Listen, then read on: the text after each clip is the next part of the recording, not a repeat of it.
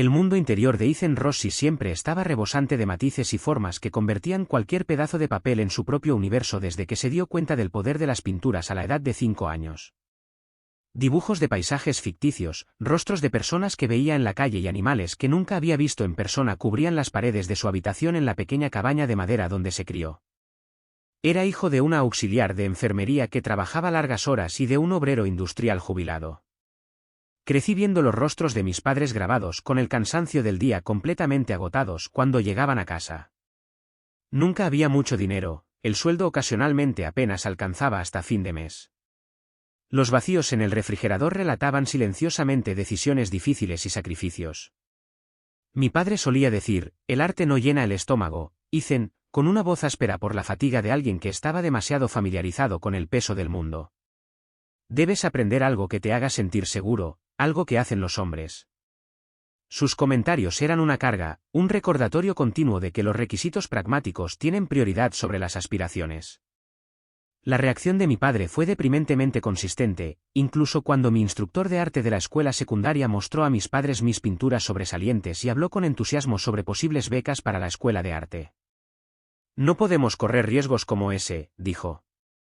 Él necesita un futuro seguro, un trabajo real. A pesar de mi clara devoción y la racionalidad de mi padre, mi madre estaba preocupada, pero no dijo nada. Así que tomé el camino seguro, el que estaba pavimentado para mí. Para ganar dinero para mi curso de economía en la universidad pública local, realicé trabajos de trabajo físico duro después de la escuela y durante todo el verano. Los préstamos estudiantiles se sentían como un ancla. Para ayudar a pagarlos, en los márgenes de mis apuntes universitarios había obras de arte más elaboradas que teorías económicas reales. Pero seguí adelante, esforzándome cada vez que veía a alguien dibujando libremente en el parque o pasaba por una galería de arte. Me tragaba el nudo en la garganta. Empecé a trabajar para Sterling Financial Group, una gran e intimidante empresa financiera con sede en Filadelfia, cuando tenía 23 años. En lo alto de la Apex Tower, un reluciente edificio de cristal en el centro con amplias vistas del río, se encontraba la oficina. Dentro, todo era inmaculado, meticulosamente estructurado y absolutamente impersonal. Perdido entre filas de computadoras idénticas, ocupaba un modesto cubículo en la sección de análisis cuantitativo. Mi trabajo me exigía alimentar hojas de cálculo complejas, analizar enormes volúmenes de datos de mercado y asistir a muchas reuniones donde tenía que fingir estar muy interesado en las evaluaciones y proyecciones de riesgos. Aunque pagaba bien, se sentía como una jaula al principio. En esos primeros días, todavía dibujaba. Guardaba un pequeño bloc de notas escondido en mi bolso. Durante mis descansos para almorzar, escapaba al jardín de la azotea del edificio, un pequeño parche de verde en medio de la jungla de concreto. Allí me sentaba solo y dibujaba lo que veía, el vuelo apresurado de las palomas, las nubes transformándose en formas fantásticas, el perfil distante de un extraño en una azotea vecina. Así fue como conocí a Arthur. Arthur Miller había sido el gerente senior de instalaciones de la Apex Tower durante más de 20 años. Acercándose a la jubilación a los 65 años, era un hombre con profundas arrugas grabadas alrededor de sus amables ojos, líneas que se profundizaban significativamente cuando ofrecía una rara sonrisa tranquila. Sus manos eran grandes y callosas por años de trabajo, pero se movían con cierta delicadeza mientras cuidaba las plantas de la azotea. Siempre vestía un uniforme gris impecablemente planchado. Una tarde soleada, mientras estaba completamente absorto en capturar el ángulo de un rascacielos cercano, sentí una presencia tranquila detrás de mí. Me estremecí, ligeramente sobresaltado. «Tienes el don», dijo Arthur, su voz baja pero inesperadamente suave. Fue el comienzo de una amistad improbable, el joven analista de datos estresado y el sabio y observador gerente de instalaciones de edad avanzada. Durante esos breves descansos para almorzar, a menudo en medio del zumbido silencioso de la ciudad, compartíamos historias. Arthur hablaba de Clara, su esposa, que había fallecido 5 años antes. Describía cómo pintaba los fines de semana, transformando su pequeño sótano en un vibrante estudio donde se perdía durante innumerables horas.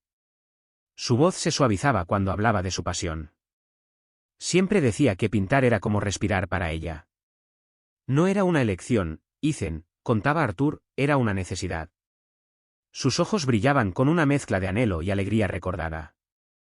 Yo, a mi vez, Compartía vacilantemente mis propios sueños reprimidos, los bocetos escondidos, el deseo secreto y persistente de ganarme la vida con mi arte, una confesión que apenas me había permitido reconocer. Arthur escuchaba atentamente, su mirada fija, haciéndome sentir como si cada palabra vacilante realmente importara.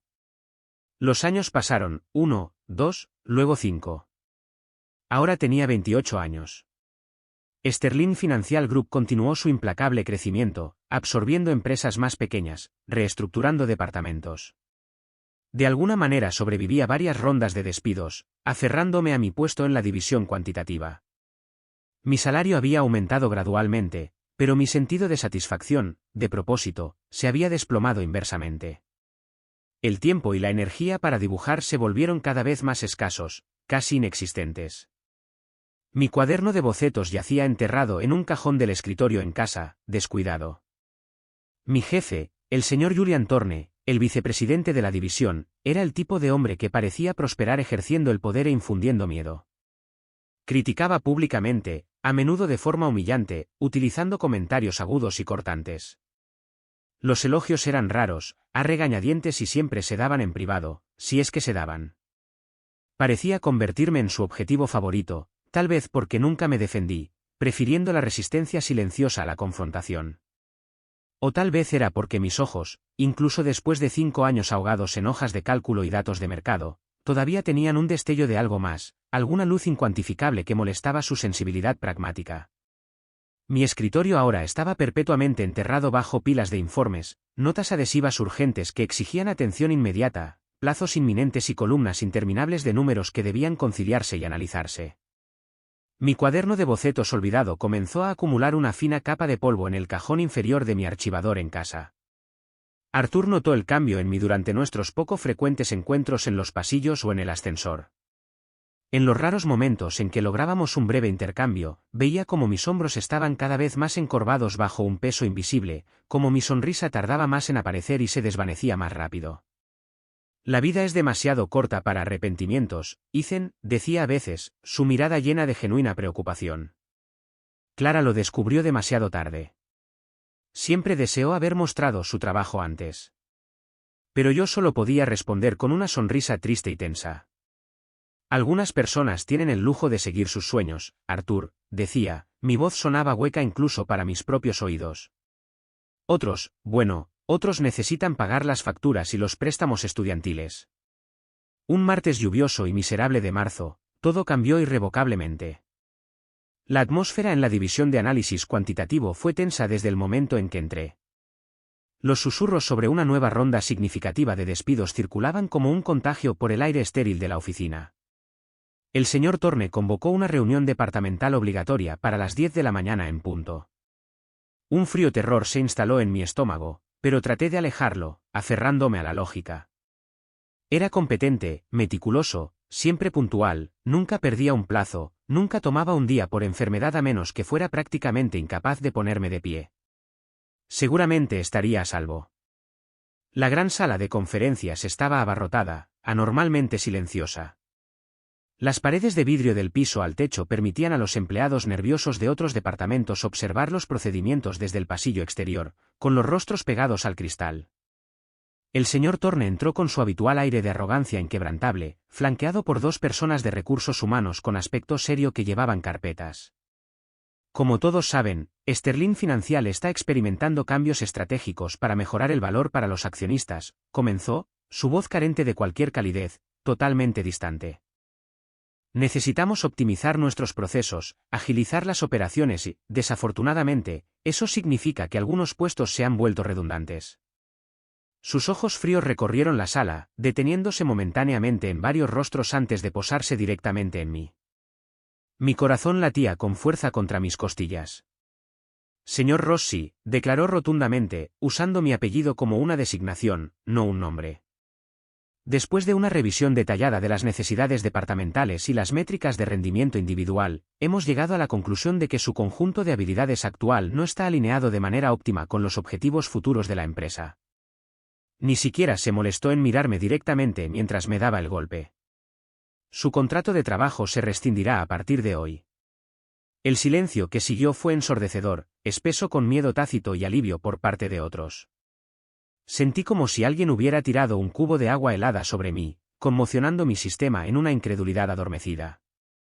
Mi rostro ardía con una mezcla de humillación y una repentina ira aguda. Mis manos comenzaron a temblar ligeramente, incontrolablemente. A mi alrededor, los colegas con los que había compartido pausas para el café, el estrés del proyecto y almuerzos de oficina tensos apartaban la vista deliberadamente. Algunos susurraban a sus espaldas, su alivio era palpable, alivio de que no fueran ellos. Puede recoger sus pertenencias personales ahora. Recursos Humanos ha preparado su documentación final y su paquete de indemnización, concluyó el señor Thorne con desdén, volviéndose ya hacia los representantes de Recursos Humanos para discutir el siguiente punto de su agenda, como si acabara de comentar sobre el clima lúgubre del exterior. Me levanté sobre piernas que parecían zancos inestables. El camino desde la sala de conferencias de regreso a mi cubículo pareció extenderse hasta la eternidad. Cada paso fue un esfuerzo monumental contra el peso del impacto, las miradas de lástima, curiosas o cuidadosamente indiferentes, quemándome la espalda. En mi escritorio, una caja de cartón estándar ya estaba esperando, colocada allí con fría eficiencia. Mecánicamente, aturdido, comencé a empacar los pocos artículos personales que marcaban mis 5 años en ese cubículo, una foto enmarcada, un par de bolígrafos gastados, una pequeña planta suculenta resistente, desenterrado del cajón inferior, el cuaderno de bocetos olvidado y cubierto de polvo. Agarrando la caja torpemente, caminé por el pasillo principal hacia los ascensores. Los empleados que pasaban me miraban con esa misma mezcla incómoda de lástima y profundo alivio, alivio de que el hacha no hubiera caído sobre ellos hoy. Fue entonces, cerca de las pulidas puertas de acero del ascensor, que vi a Arthur de pie en silencio en la esquina del amplio pasillo, empujando su carrito de limpieza como si fuera otro momento ordinario. Nuestros ojos se encontraron a través del espacio repentinamente vasto. Traté de forzar una semblanza de sonrisa, una cara valiente, pero mis labios temblaron, traicionando la confusión interior. Arthur se me acercó, su habitual expresión amable reemplazada por una de seriedad y tranquila determinación. Sin decir palabra, extendió su mano arrugada y callosa hacia mí. En el centro de su palma descansaba una pequeña llave dorada, ligeramente oxidada. Parecía vieja, significativa. «Es hora», susurró, su voz lenta pero firme, sus ojos llenos de una certeza tranquila que momentáneamente cortó mi confusión abrumada. Pregunté, con voz apenas audible, «¿Hora de qué, Arthur?» «De respirar, Ethan», respondió, su mirada inquebrantable. Como solía decir Clara. Metió la mano en el bolsillo de su uniforme y sacó un pequeño trozo de papel doblado en el que había escrito cuidadosamente una dirección, Cedar Ridge Road, número 37. Me apretó la llave y el papel en la mano. El estudio de Clara. Ha estado esperando a alguien como tú durante demasiado tiempo. Confuso, pero aferrándome a este gesto inesperado, tomé la llave y el papel con la dirección. Arthur explicó brevemente que, hace años, su difunta esposa Clara, la talentosa pintora abstracta, había utilizado una pequeña habitación convertida junto a su casa como su estudio dedicado. Desde su fallecimiento hacía 5 años, no había tenido el corazón ni el coraje de venderlo, desmantelarlo o incluso vaciarlo. El espacio, dijo, un santuario lleno de su presencia y su arte, simplemente había permanecido intacto, silencioso y vacío durante mucho tiempo.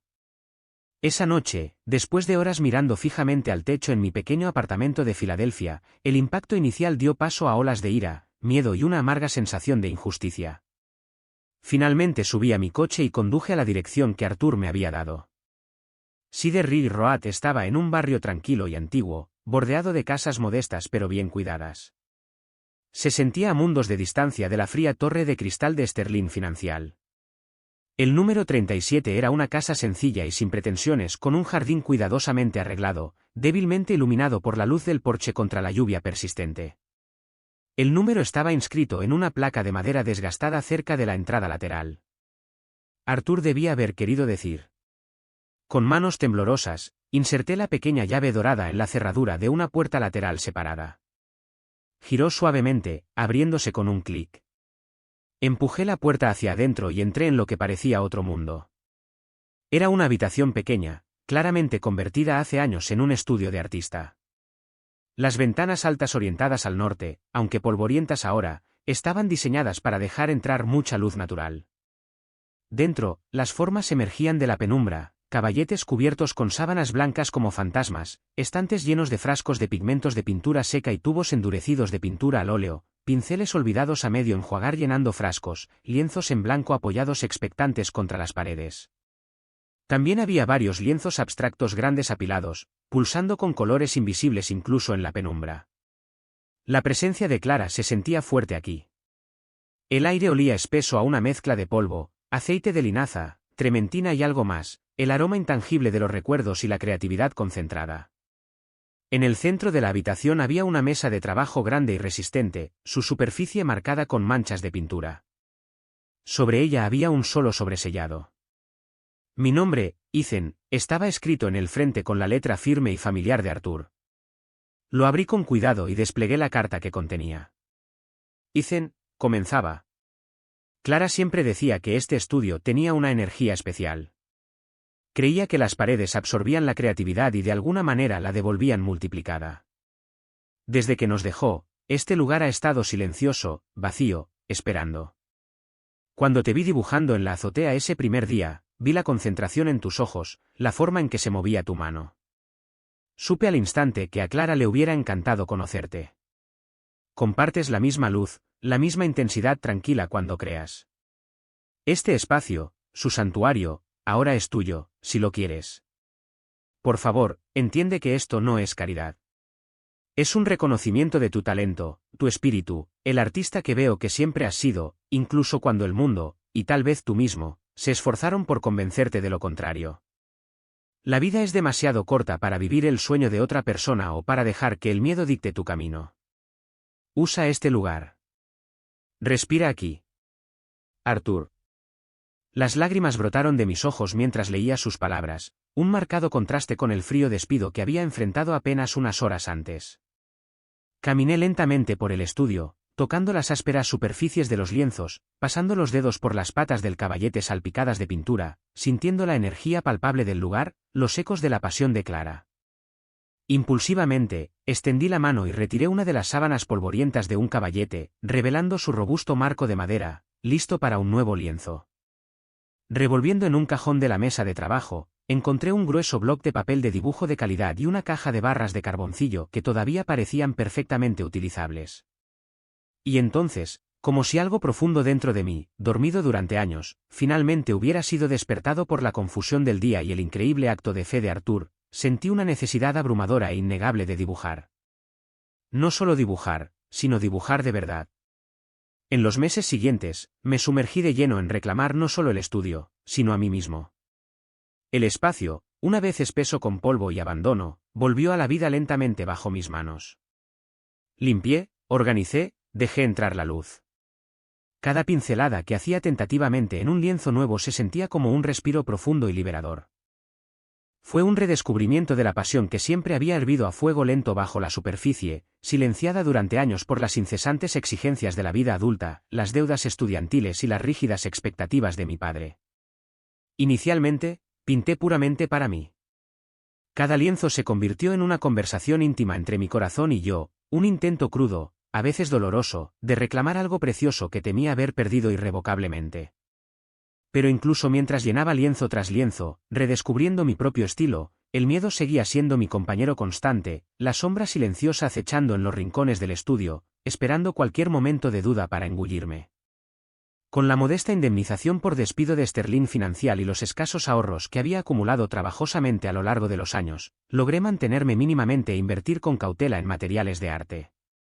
Pero el miedo al fracaso, de verter todo lo que tenía, financiera y emocionalmente, en este frágil sueño solo para terminar sin nada, estaba profundamente arraigado. Era el mismo miedo escalofriante que había atormentado mi infancia, el miedo nacido de ver a mis padres luchar, el miedo que susurraba que los sueños eran lujos peligrosos que no podíamos permitirnos. Era el eco de la voz de mi padre, el arte no llena el estómago. Incluso en la tranquila soledad del estudio de Clara, rodeado de los vibrantes colores que se extendían por mis lienzos, sentía el peso aplastante de esa inseguridad. Cada elección, cada pincelada, se sentía como una apuesta de alto riesgo contra probabilidades audaces. Y, sin embargo, algo obstinado dentro de mí, recién despertado, se negaba a rendirse, se negaba a retroceder a la entumecida grisura. Incluso cuando la duda gritaba más fuerte, sabía con una certeza que me asustaba y me emocionaba que era hora de arriesgarse. Pero el miedo a estrellarse, de volver al punto de partida, de darle la razón a mi padre, de ser incapaz de mantenerme haciendo lo único que me hacía sentir vivo, seguía siendo un obstáculo formidable que tenía que combatir conscientemente todos los días. A lo largo de este periodo turbulento, mantuve mi tranquila amistad con Artur. Me visitaba ocasionalmente, trayendo café, ofreciendo un estímulo silencioso simplemente mirando mi trabajo con genuino interés. Invitó a algunos amigos y conocidos de confianza a ver mis pinturas, promocionando sutilmente mi trabajo dentro de su círculo. El primer cuadro que vendí fue a su sobrina, Emily Carter, una coordinadora de interiores. Había estado buscando una pieza abstracta única para el nuevo loft en el centro de un cliente y se enamoró de uno de mis lienzos más audaces y expresivos.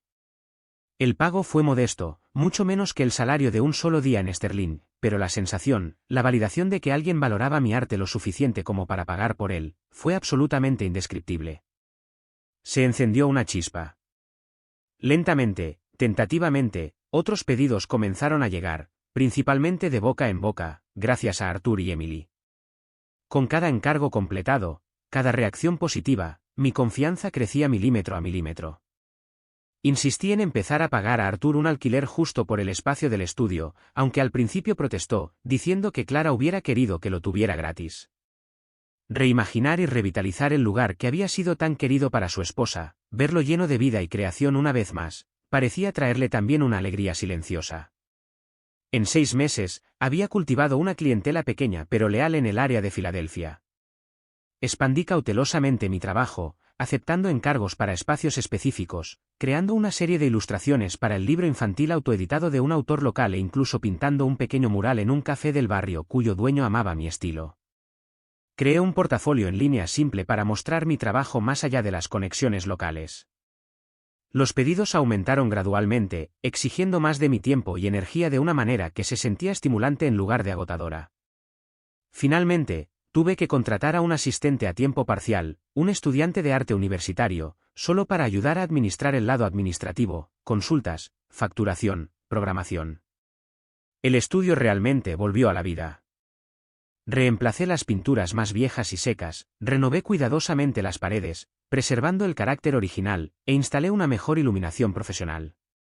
Pero conscientemente mantuve intacta la esencia del espacio, respetando la memoria y el espíritu artístico de Clara Miller.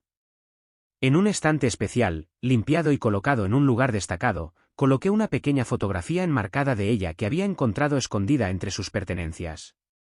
Mostraba a una mujer en su mejor momento, tal vez a mediados de los 40, sonriendo cálidamente frente a un gran lienzo abstracto y dinámico, con pintura manchada en los dedos, pinceles sostenidos con confianza en la mano, sus ojos brillando con pasión.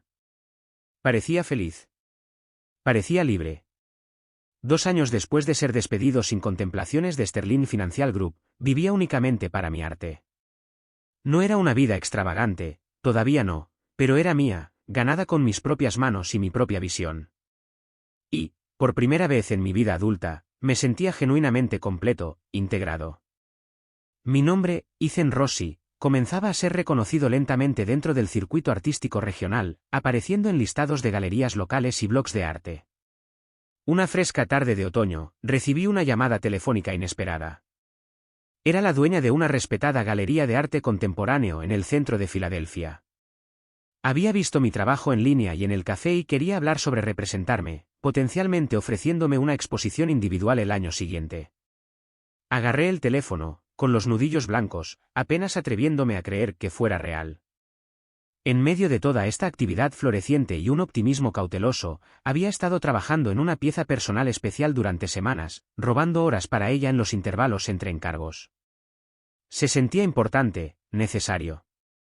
Era un doble retrato inspirado en una vieja fotografía amarillenta que había descubierto escondida en lo profundo de un cajón en la vieja mesa de trabajo de Clara. En la foto descolorida, un Artur y una Clara mucho más jóvenes, tal vez a finales de los 30 o principios de los 40, estaban de pie sonriendo ampliamente a la cámara, abrazados frente a un lago bañado por el sol. Parecían tan felices, tan llenos de vida y sueños compartidos. Estudié cuidadosamente sus rostros más jóvenes, las sonrisas genuinas que llegaban a sus ojos, la luz inconfundible del amor y la compañía entre ellos. Luego, usando otras fotos más recientes de Artur y la que tenía de Clara en su estudio, adapté la imagen, traduciéndola a un gran lienzo. En mi pintura, Artur y Clara eran mayores, como lo serían ahora, con mechones plateados en el pelo, sus rostros con las líneas de las experiencias vividas. Sin embargo, me aseguré de capturar el mismo brillo perdurable en sus ojos, la misma conexión profunda, pintándolos como si se les hubiera permitido envejecer juntos, uno al lado del otro, como debería haber sido si el destino no hubiera intervenido. Un jueves por la tarde ordinario, llamé a Artur pidiéndole que pasara por el estudio, diciéndole que tenía algunos trabajos nuevos para mostrarle.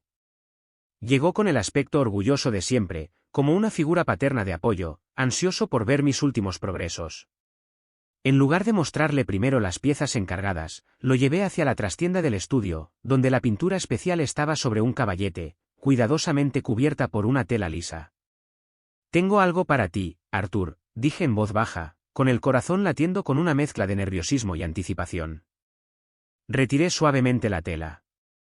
Artur se quedó absolutamente inmóvil frente al lienzo, sus ojos, por lo general tan tranquilos y observadores, se abrieron ligeramente y luego se llenaron de lágrimas que comenzaron a trazar caminos por sus mejillas curtidas. Miró atentamente el retrato, a sí mismo y a Clara envejecidos juntos en el lienzo, existiendo en una realidad pintada alternativa donde ella todavía estaba vibrantemente a su lado. «¿Cómo?», susurró finalmente, con la voz ahogada por la emoción cruda, apenas audible. Extendió una mano temblorosa, casi tocando la imagen pintada del rostro de Clara. «Encontré una vieja fotografía de ustedes dos», expliqué en voz baja. El resto fue imaginación y gratitud». Me acerqué y le puse suavemente la mano en el hombro. «Me diste mucho más que un estudio, Artur», dije, con la voz entrecortada por la emoción. «Me devolviste el coraje para ser yo mismo». Artur, un hombre de pocas palabras pero profunda sabiduría, se volvió lentamente de la pintura para mirarme, con los ojos aún brillantes. Me agarró la mano con firmeza, su agarre sorprendentemente fuerte. Se aclaró la garganta. «La vida es demasiado corta para arrepentimientos, Ethan», dijo, su voz recuperando algo de su firmeza habitual, imbuida del peso de la experiencia. «Las puertas correctas a menudo se abren cuando menos lo esperamos, a veces después de que otras se han cerrado de golpe». Hizo una pausa, sosteniendo mi mirada. «Pero depende de nosotros, de cada uno de nosotros, encontrar el coraje para atravesarlas». Y yo, Ethan Rossi, de pie allí, en mi estudio brillantemente iluminado, rodeado de mi trabajo, con las manos manchadas de pintura, mirando la vida plena y auténtica que estaba construyendo trabajosamente para mí mismo, no pude evitar estar de acuerdo con cada fibra de mi ser.